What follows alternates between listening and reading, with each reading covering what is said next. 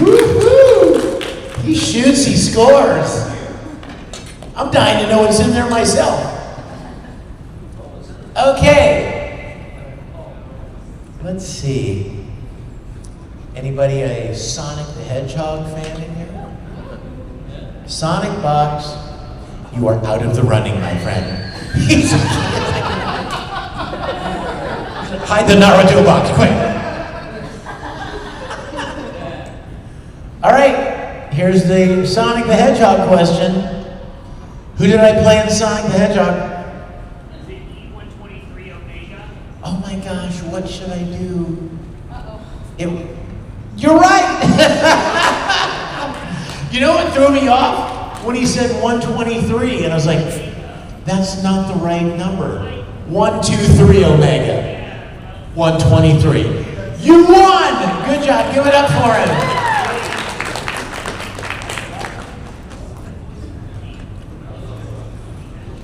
That box may explode when you open it.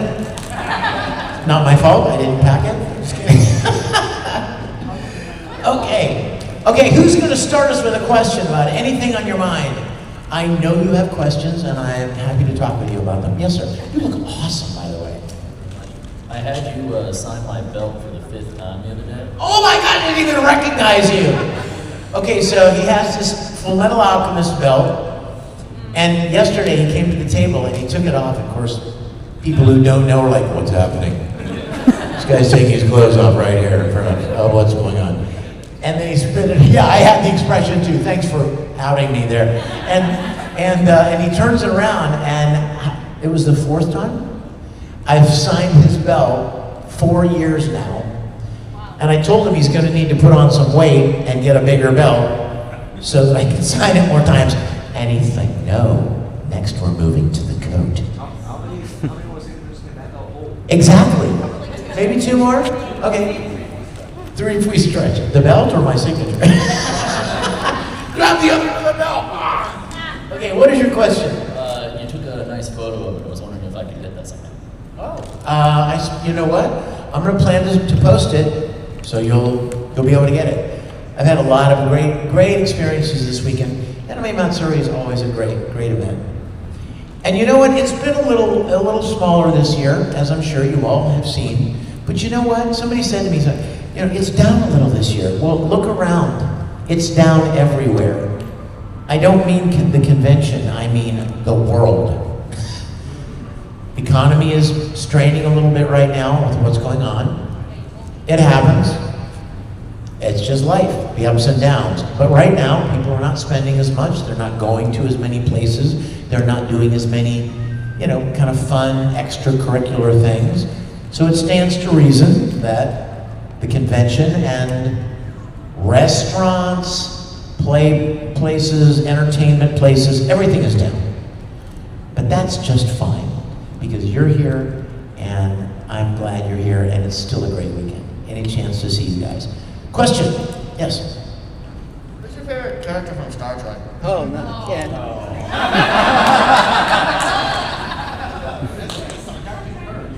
I should have security remove this man. For the impudence of asking a question so obvious. Captain Kirk. Don't say besides. There is no other character but Captain Kirk. No, I don't like Data. I think Brent Spiner, but I don't like Data. No, I'm just kidding. No, Captain Kirk's my boy. My boy. Question? Yes, sir. Can you talk about the relationship between Obito and Itachi and how that goes? Because Itachi is probably one of the few characters in anime that kind of mirrors my own life as key events, and Obito was such a huge friend with Itachi, and how things like soured but then rekindled.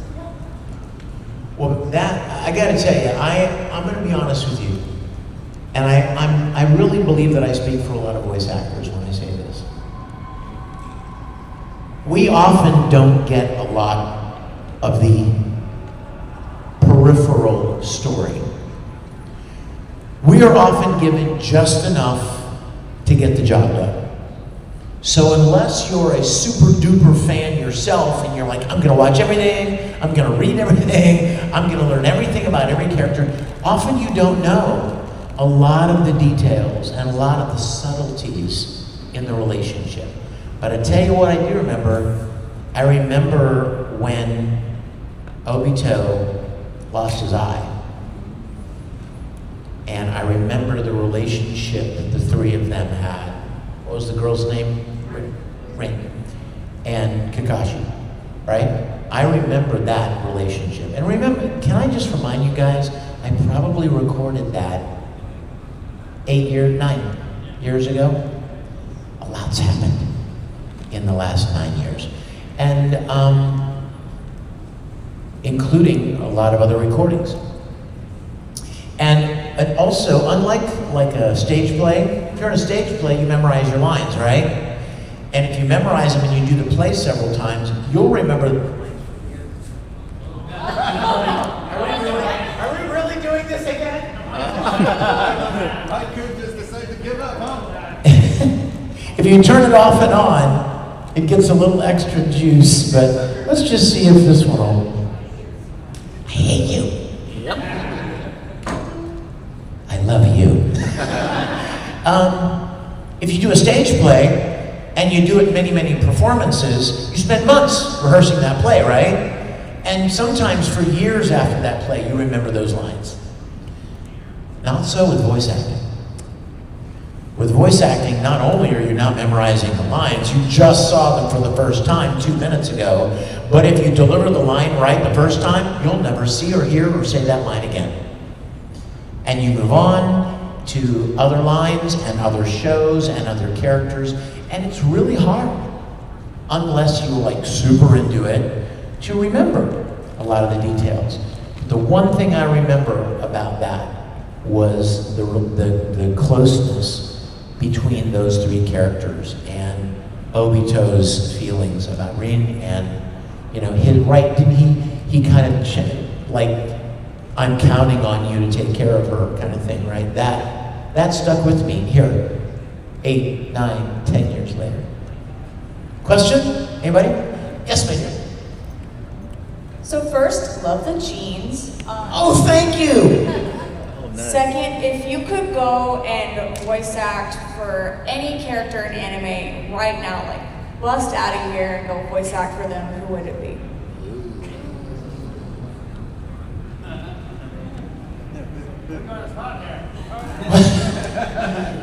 Well, you know my story, anyone would be fine.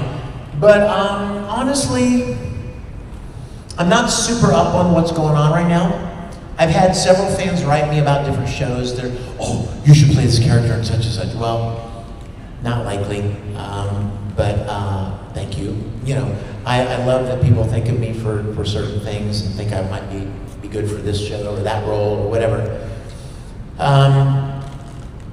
Had things gone differently in my life, I expect I probably would have been in Demon Slayer and Jujutsu Kaisen and a lot of these shows. I expect I probably would have. But hey, didn't happen. And I have learned to be grateful for what I have. And so I don't really know a lot about other characters right now that I would say I'd love to play that character. And I'll tell you something else. People used to ask me that question. If there, if you didn't play, who is a character you wish you could have played? And I used to answer it. And I used to answer it honestly. I mean, just genuinely, like I would have loved to have played this guy or that guy. But then one day it occurred to me that if I wasn't careful, you might think I was dissing the person who did play the role. You know what I mean? That it's highly possible that somebody could misinterpret my saying, I would have loved to play Kakashi. They could misinterpret that with me saying, that was Yuri, wasn't it? That Yuri Lowenthal did a bad job, right? That somebody would think that I was somehow saying I could have done a better job than the actor that did it. Hear me, that has never been my heart. That would never be what I would be saying. So I stopped answering that question. because I never wanted the voice actor that did play the character to think that I was throwing shade on their performance. If I could play any character in anime history now, I'd love to play Speed Racer. And the only reason I'm saying that and breaking my own rule is because that's ancient history. And the only reason I say that character is because I remember being a little boy and pretending, like trying to imitate Speed Racer, Pops Racer, Chim Chim, Spritle, all of them. And I didn't even know it was anime. Give us a Speed Racer right now. I'm trying to remember, it's a long time now. I remember my friend Wayne and I, we were best buddies. We would go to the arcade together and play Asteroids and Donkey Kong Jr. and stuff. And we would watch Speed Racer. And I remember Pops Racer was like, I built the Mach 5, I know what it's capable of doing. Right? And then Speed Racer was just more kind of intense. I'm sorry, Sprite, you can't come this time. It's gonna be dangerous, you know? We wanna come with you, Speed! And we did our best to try to imitate these characters. Now, can I tell you why that means so much to me? I was 12. I had no clue where my life was going. I was imitating anime characters. And I didn't know that it was anime, and I didn't know that I would ever become a voice actor in anime. And I know I've probably told this story before, so I'm going to apologize to you that have heard it, but it's a relevant story. Many years ago, the anime industry decided they wanted to create the first annual American Anime Awards. And it was to celebrate English anime.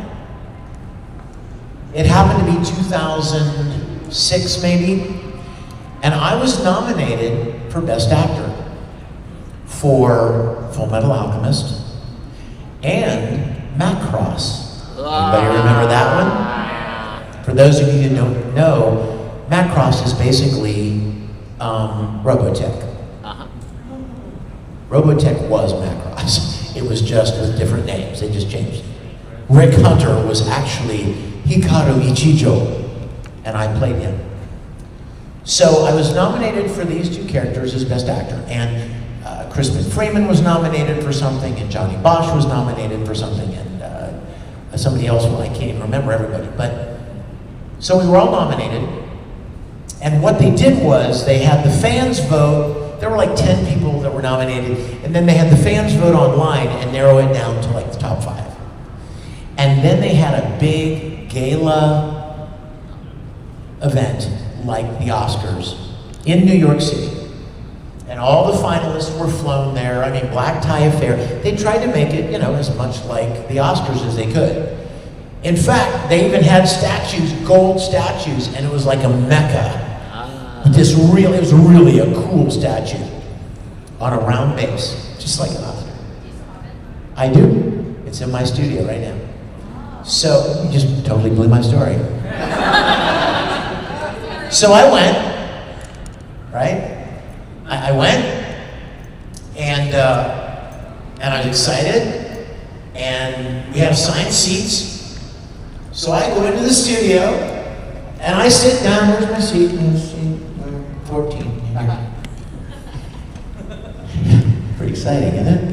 I mean, we're all sitting around, you know, talking to each other. You know, all of the other voice actors that I knew that were there and stuff, and people in the industry that I didn't know, like this guy. Hey man, how are you? Pretty exciting, huh? He's an older gentleman. I don't know who he is, but we're just chatting. It started. It's so exciting, I'm so excited.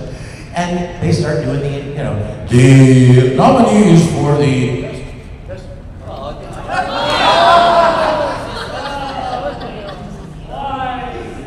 the nominees for the best packaging, the nominees for long-form anime, right? Finally, they get to this category. And now, the Lifetime Achievement Award. This man has been responsible for hundreds of voices in many of your favorite anime. Most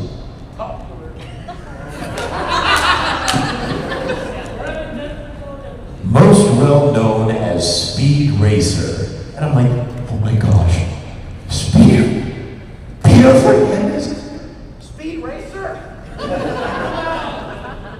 Don't mess with me, I'm a stage actor. I know how to project. And they go, please welcome Peter Fernandez. This guy gets up! What? And I was sitting beside him the whole time. Speed Racer. The guy that I, you know what I mean? That I would imitate when I was a little kid. He goes up, he gets his award. He goes and gets his award. I'm just going to go back and forth between these two mics. And he brings his award back.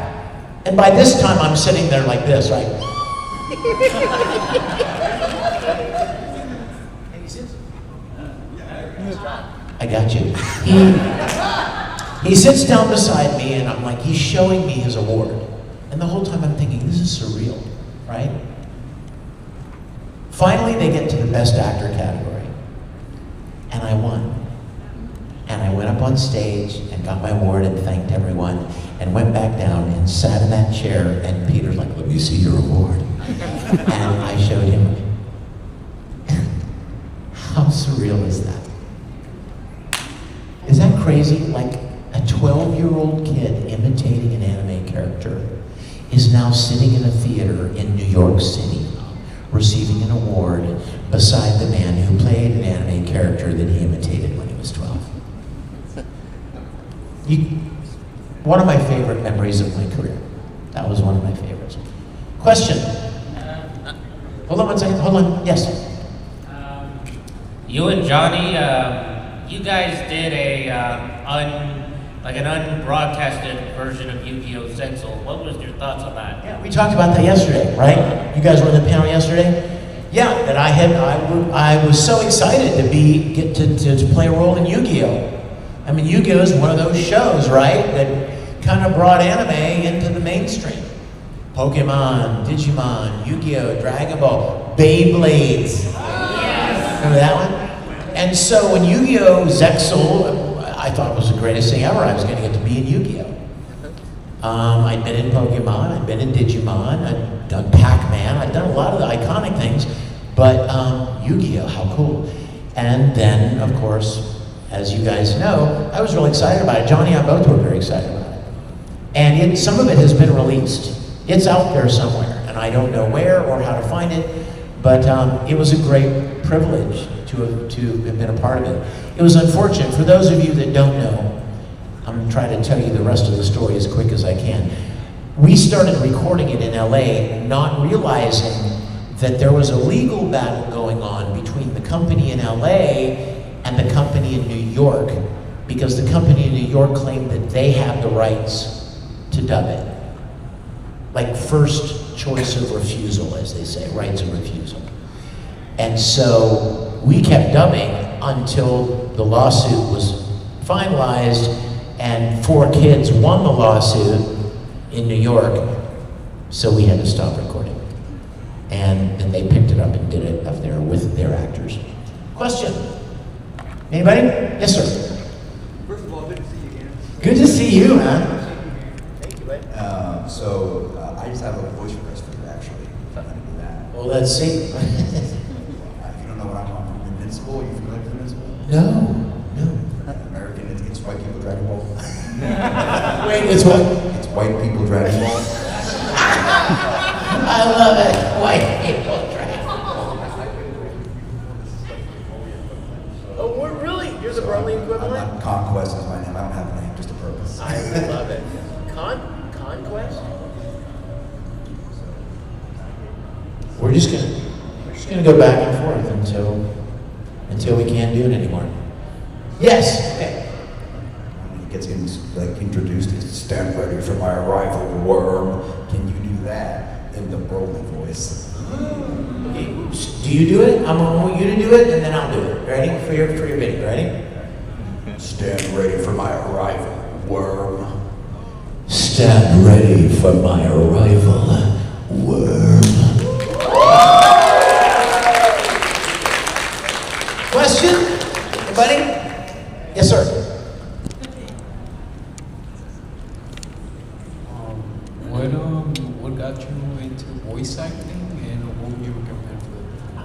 to start voice acting? What got me into voice acting was a complete fluke. Or God. Depending on what you believe. For me, I believe it was God. It was an opportunity. And I'll tell you why I think that. You may be thinking right now, oh my gosh, really?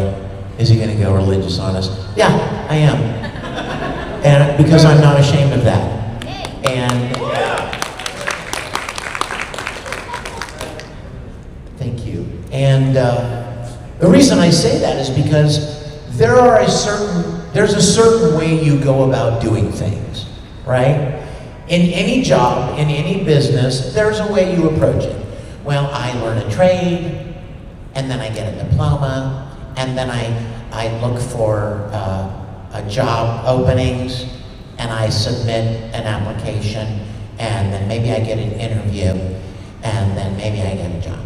Like, there's kind of a, you know what I mean? There's kind of an order of things. For me, I didn't even, voice acting, what the heck? I didn't even think about that. I loved acting. I loved music. I loved creating things. I acted any chance I got. I played characters. I did community theater here in Houston. I was living in Houston at the time, by the way. I did programs for my church. I did performances all over the place. Not for money, just because I loved acting. And one day I was working on a video production, and a friend of mine, that I got it right. Oh, I will be victorious. I will not be denied. A friend of mine that I was working with said, "Hey, you've got a lot of acting experience, don't you?" And I was like, "Yeah, a lot of good it's done me. I mean, just for fun, right?" And he said, "You ought to audition for this place in town. They buy these Japanese animated shows and they dub them into English, and they're looking for actors." All I heard was, they're looking for actors. Because that's what I loved. I didn't ask him how much it paid. I didn't ask him how it was going to be distributed. I didn't ask him if I'm going to be famous. I didn't care about any of that. I just loved acting. So I went to this place, and I went in. It was a tiny, I mean, it was the size of the stage. It was just a little studio with some recording equipment, a couple of TV monitors, and I auditioned for Vega in Street Fighter 2. Yeah! Notice they're dying a little more quickly. Vega in Street Fighter 2. And I got cast. And I'm like, wow, that was fun. Weird. Because it's weird the first time you see your voice coming out of a character's mouth. It's kind of strange, but it was fun. And it was acting, and that was the fun part. So I just went on with my life. I was doing video production and recording and playing music. I wrote jingles for ad agencies and a lot of TV commercials that you probably even know here in Houston. And then they called me a couple weeks later and they said, "Hey, we have another show called Evangelion. Do you want to be in it?" I'm like, "Sure." I didn't even know what that was. I couldn't even spell it. But I did it, and then another, and another, and another. And then I started meeting people from other studios. Funimation in Dallas, Do Art in New York, Studiopolis, others in LA. And it just kind of snowballed. Point is, I didn't plan it. I didn't send out resumes. I didn't record auditions. It was just an opportunity. And so I give God all the glory and all the credit for that good thing that came into my life, because I clearly did not orchestrate it. It was clearly not my doing. So.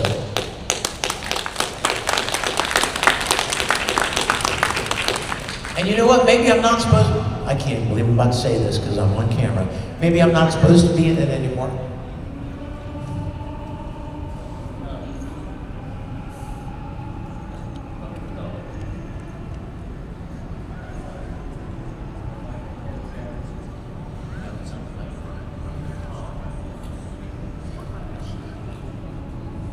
If I believe that God is God, then nothing ever surprised him, right?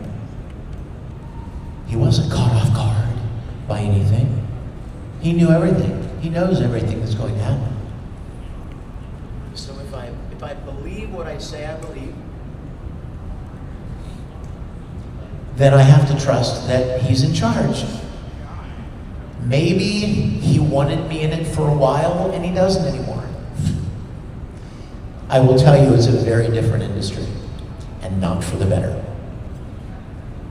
It has become a much darker, greedy, seedy, underbelly, underhanded, unethical, immoral industry.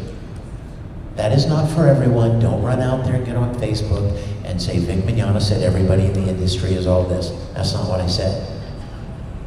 It has become much worse. As the industry has become bigger.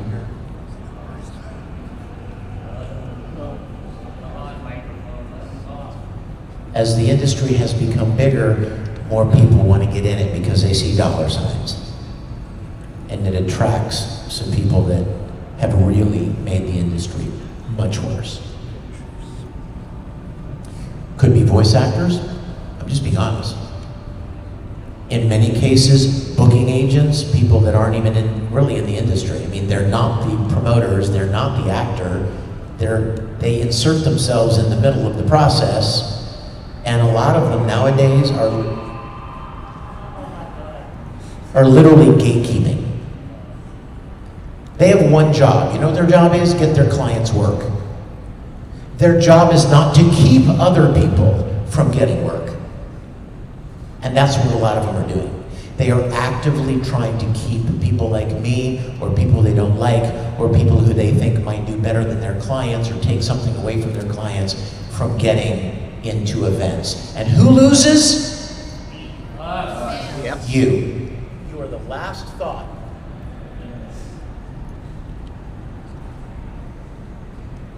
You are the last thought on a lot of their minds. Because I don't get to meet you. And you don't get to come tell somebody how much you love their work over the years. Because some guy has decided to bully and pressure and to use whatever leverage he thinks he can to keep you from being at an event. Personally, I think you're more important. I think you guys are the ones that make the industry. And none of those other clients or voice actors would make a penny if it weren't for you. And yet you guys get lost somehow in the process. And I loathe that. Question. You're like, man, this got serious. I'm sorry, I mean, that's, some of this is just part of reality. It's just the way the world works sometimes. You just kind of have to roll with it, like microphones that don't work. Okay, let's see. Try this one. Go ahead. Go. More of a request. Can you do one quote from the Full Metal Alchemist series? Oh my gosh. I can if my microphone will let me. Let's see. I'll give you a choice, and you guys vote by a show of hands. Would you rather hear? Would you rather hear the first monologue from the first series that made me cry, or would you rather hear the final monologue from Brotherhood? First. Okay, first it is. Whoever got to finish the first. That was almost unanimous. Okay, ready? But I want you to close your eyes. I want you to picture Ed's face. I want you to picture him sitting on a set of steps with Alphonse. They just captured Barry the Chopper. Yes. Barry was chasing Ed around that meat factory, and Ed almost died. And Alphonse showed up, and they're carrying, they're taking Barry the Chopper away in handcuffs. And Ed's sitting on the steps, and he says this.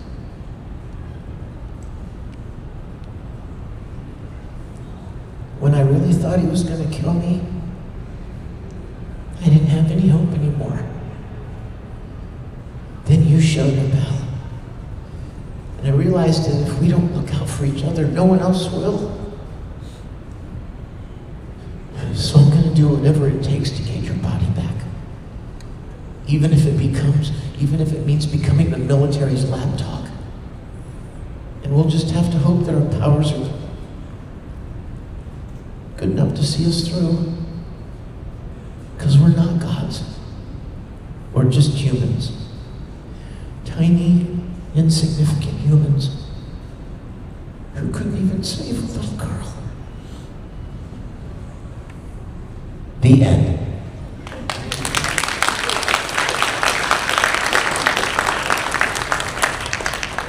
Who's got a question? I think it's finally back. Who hasn't asked one? Hey, baby. My wife just arrived. Hi.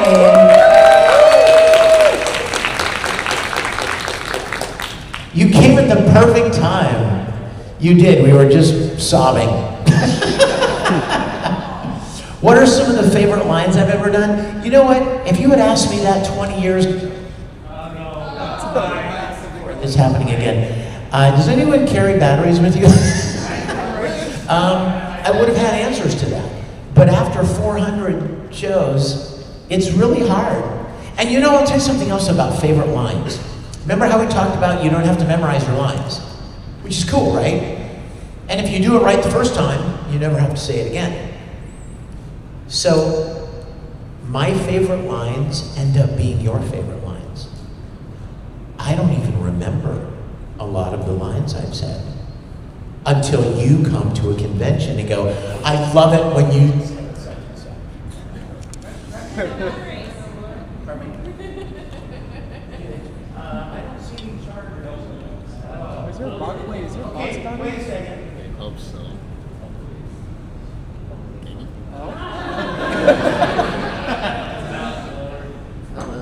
I get a bad feeling this isn't going to be anything better.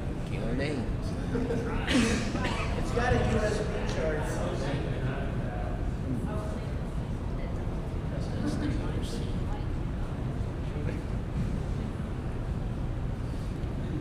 Okay, I pushed something. It's flashing blue, but you know what? Oh, it's Can we do it just natural, right? Yeah. Just no more quiet lines because you'll never hear them. So when you would come and say, oh man, you know, can you say something in Stomachy? And at first, my first reaction would be, I don't remember. And then I'll say, this is my little trick. What's your favorite line? What do you like? And they'll say, oh, I love it when he said, you're a hero to poor people, how do you long live the poor? And I'll think, yeah, I did say that. You're a hero to poor people, how do you long live the poor? Right? And an Ed line, or an Ikuku line, or a Zero line, or a Broly line. So I came to learn what were some of the favorite lines from you guys. I'll tell you a funny story about this. And again, those of you that have been in panels with mine before, I apologize if you've heard this story, but it's entirely relevant to this question. I was at a panel just like this one day, and a young lady just like this raised her hand and said, what's your favorite line as Ed? And I was like,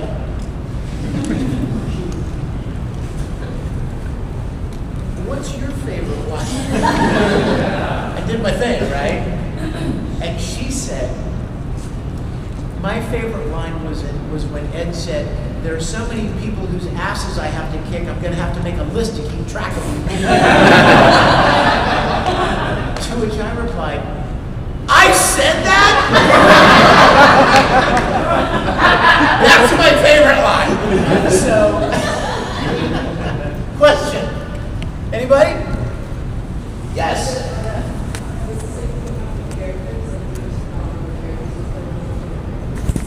Well, Ed's my favorite.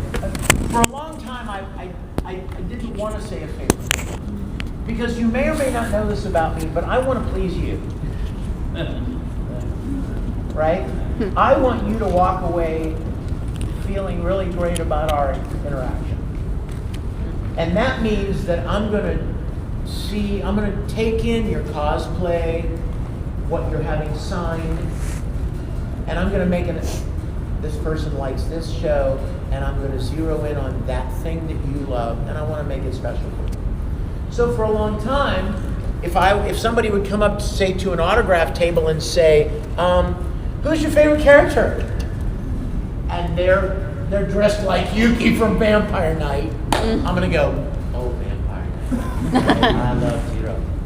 Or if they come up and they're wearing a little Full Metal Alchemist pin, oh, Full Metal. So I would always try to, make it special for the person that I'm talking with. But then something very important happened. End of Brotherhood. Oh. When I recorded the end of that show, I was so emotionally moved by that show. I went through such a gambit of emotions with that character and that story. The original and Brotherhood and Conqueror of Shambhala and Sacred Star of Milos and the OVAs and the video games. I loved him and that world. So when I finished recording that show, I thought to myself, I can no longer play the characters are all my children, and I could never pick one. I love them all. I can't do that anymore. And Edward Elric is definitely my favorite thing ever. But Tamaki is a very close second place. I do love Tamaki. Question? Yes, sir. Could you put this on your shirt? It's a wireless lapel mic. Yeah, but is for the camera? Just for the camera. So you'll never hear it, but the camera's gonna hear it. There Okay. are people who love watching it because they can't make it. So I'm getting comments and people are loving it. One I chose to ignore because he was not really fun. Oh yeah. He said something very mean. Yeah. I'm like, you know what? You can save it. I'm not gonna delete it, but it's up to you. Oh, people. But hey, at least I still watch it. Yeah. Yeah. Oh, you can. What is he saying? I'm trying to read his lips. Thank you. Appreciate it. My pleasure. Absolutely. Question? Yes. What was your favorite thing about Zip Shimizu? Wow. Thank you for even mentioning Zip Shimizu. For you guys that don't know, Anime Matsuri a few years back decided that they really wanted to try to start a dubbing studio, which is a really good idea because there aren't a lot. And the bigger they get, the more problematic they get. And so they had this great idea, and it was really a good idea. And they had all the things they needed. They had everything they needed. They had the talent. They had the equipment. We know what we're doing. I've directed for Funimation. I've directed for studios in LA. I know a lot of really talented voice actors. We had the recording gear. So it came down to dubbing something to demonstrate that to a studio in Japan that we could do it as good as any other studio. And that's what we did. They got a hold of 2 short films. One was called Genba Nojo, which is a beautiful story based on a Japanese legend about foxes. And then the other one was called Zip Shimizu, which was just an adorable, heartwarming story of this little family of creatures, and their entire job is to zip people's pockets and pouches so their stuff doesn't fall out. Yeah, thanks. And there's the little one, Shimizu, the little boy of the family. He keeps trying to find a zipper, and he can't get it zipped, or a bump happens and he flies off. You know what I mean? That kind of thing. So he doesn't, and his parents are like, how come you can't, how come you don't get any zippers zipped? Didn't we teach you better?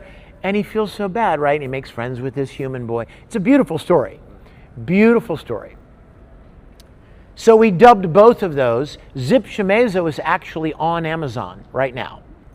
At least it was. I hope it's still there. And the good thing about it was not that the purpose of it was not to make a bunch of money. Oh my gosh, if you guys could get me a mic working, I'd love you forever. Both of them are dead. I went back and forth like for a while. It wasn't to make money, it was to demonstrate to the Japanese that we could do it. A proof of concept, if you will. So John and Denise, who make several trips to Japan, took those two properties to Japan and showed them to these companies. I'm talking like, Toei and, Viz and some of the different, Nippon, some of the big animation companies. God bless you. Give it up for this guy. You're the best. I'm serious. Thank you. Oh, so much better. Much improvement. And so they saw them and were like, these are great. These are great. We will happily sell you licenses to dub series. Now, that's where it becomes difficult, is that you have to pay to license a show, obviously. And the bigger the show, the more you have to pay. If it's a little show that nobody's heard of, that hasn't been dubbed, or maybe it's an older show that hasn't been dubbed for whatever reason, maybe it'll be 50 grand. If it's My Hero Academia, it's 500 grand. You know what I mean? Like that kind of thing. And we're just trying to get off the ground, right? We're just trying to enter this. And it's frustrating because we could do it. We can do it really well. But we are at that point now where we would have to have investment in order to make one. They even have some contacts with Netflix, and I'm fairly confident that if we did something, we could get it on a streaming service. But you have to license the show before you can dub the show, before you can release the show. So I'm wondering whether or not, and I don't know, I'm not a business guy, I'm not a money guy, I just make stuff, I'm just that kind of a person. And so I don't know whether or not that it might be something we could even crowdfund. I would like to think that there are lots of fans out there that would love to see something like that. There are lots of you guys out there who'd be like, you know what? I would love to see, I would love to support an up-and-coming studio that is not all this corporate stuff and all has a kind of a, an iron grip on the industry and all of that, and support a new studio. And hear some of these voices of actors that I've really enjoyed over the years again. Maybe we'll do that. I don't know. I again, it's not my field of expertise, but John, I know John and Denise, the people that own Mount Siri, have certainly not given up on it. It's just a matter of trying to figure out how we can make it happen. Question. One second, I'm gonna get people that haven't asked one yet. Yes, sir.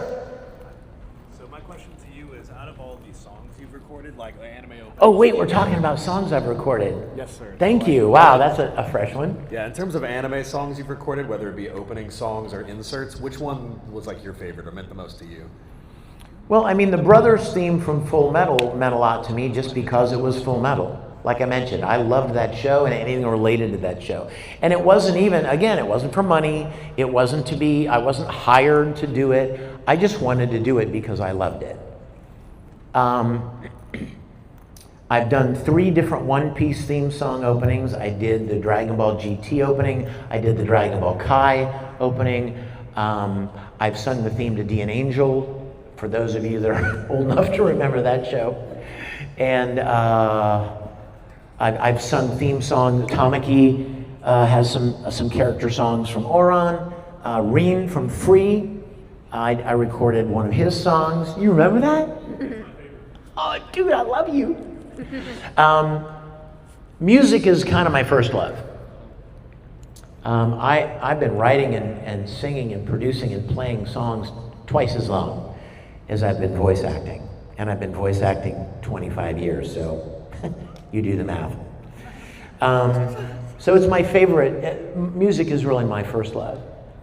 I released a record recently. I hadn't released one in a long time, but I released one recently after, I think, what was it, like 13 or 14 years since I had released a record. And it's full of songs that I wrote for this beautiful lady up here. So I'm very proud of it. I'm very proud of that record. But thanks for asking about the music, because I said yesterday actually in the panel, I'm always looking for a neat opportunity to merge voice acting and anime series with my love of music. So, question? Anybody that hasn't asked one yet? You're free to do so. Yes, sir. What's your workout routine? Well, I take this glazed donut and I do at least 40 reps with this glazed donut. Then there's a hot dog. How do I answer that one? It's very erratic. Her name is Sydney. We have this little tyrant at Lifetime Fitness in Dallas, where my wife and I are members, named Sydney. And we go once a week and she tortures us. Before that, and even I mean, that's just a once a week thing, and sometimes I can't even make it to that. I don't have a regular routine, and I really feel bad that I don't, because I should. I'd like to. You probably don't, looking at As you get older, it's harder.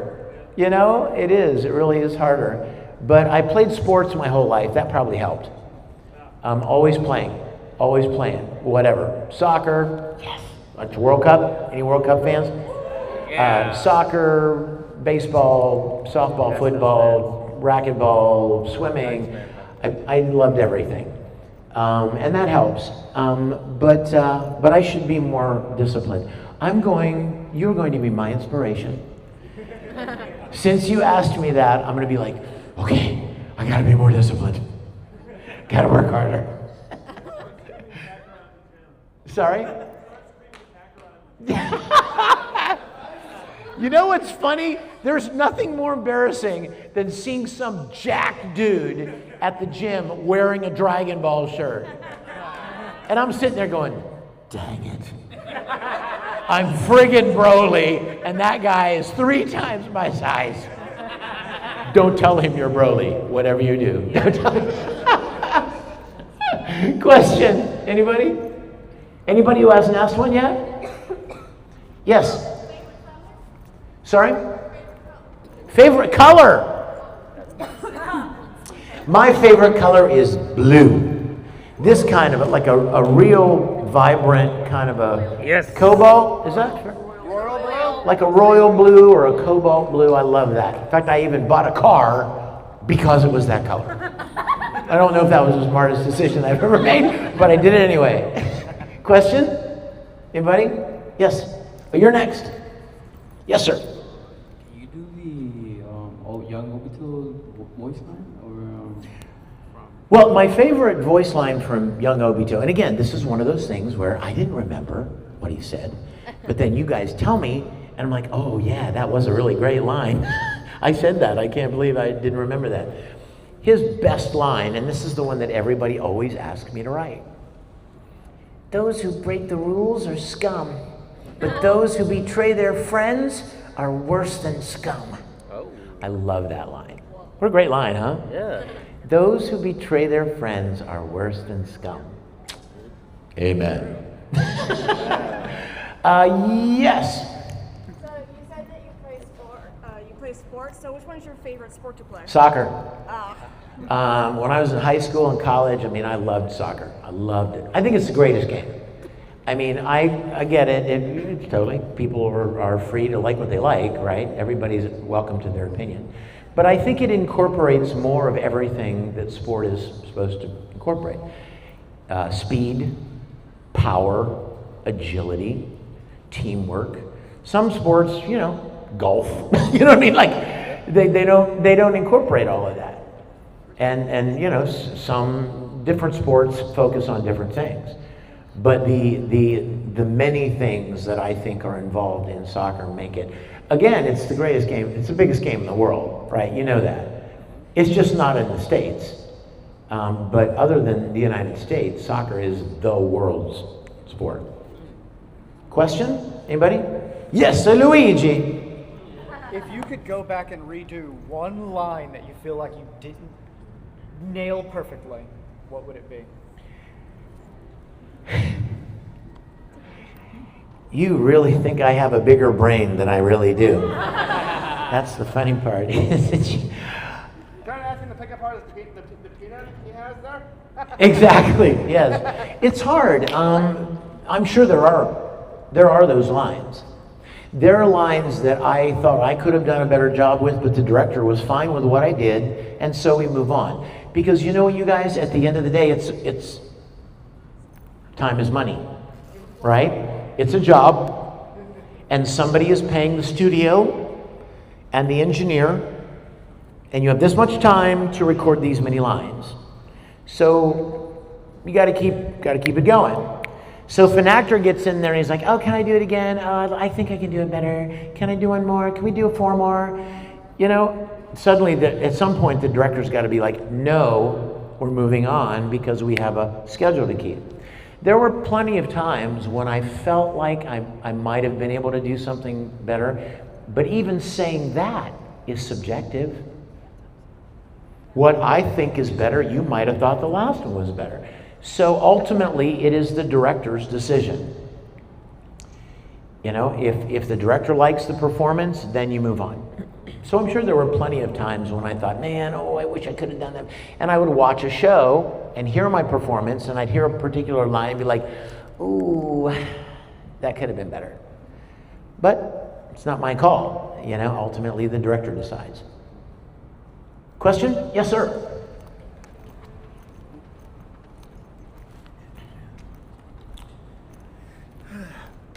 You always have some road trips to con. Yes. Well, what would be the best road trips that you remember? Well, I don't really have any road trips. I don't like driving. Ah. My wife and I, she loves driving. She's like out on the road, you know, roll down the window, crank up the tunage. I'm like, if I have to drive more than an hour, I'm fine. Like, I will tell you guys, okay, so seriously, this is the truth.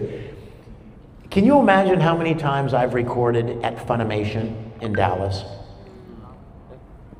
1,000, right? Maybe more. I lived in Houston, never lived in Dallas until now, but I never lived there while I was recording stuff there. Of the 1,000 times that I've recorded, I drove once. And it was because I had just gotten a car and I was excited about the car, so I drove up there. But all the rest of the time, I was like, you know what? As stupid as it sounds, I would rather get to an airport an hour ahead of time and see different things and spend 38 minutes on an airplane and get off and be there rather than for 4 hours.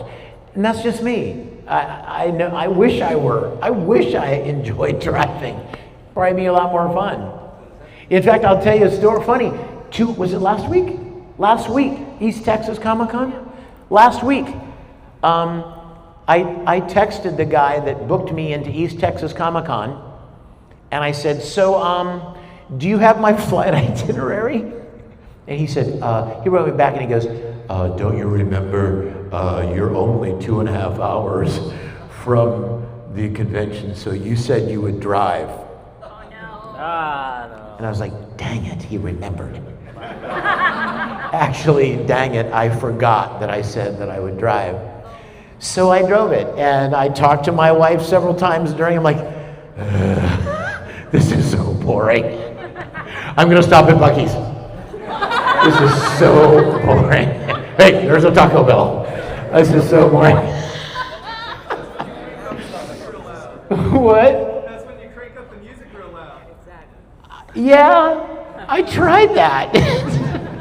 It doesn't assuage my frustration and boredom. Okay, you know what, you guys? It's 3:01.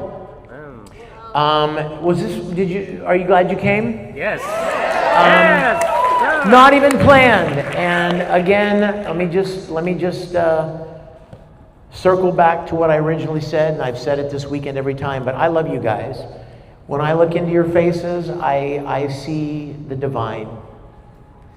I consider it such a privilege to talk to you, to interact with you, to hear your stories, to share in your experiences with my work.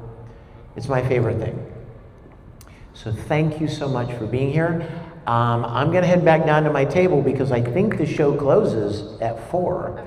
So I'm going to head down there, and if I haven't gotten to meet you or sign anything for you, I'd love to see you before you leave. Thank you again for making time to join me. I love you guys. God bless you.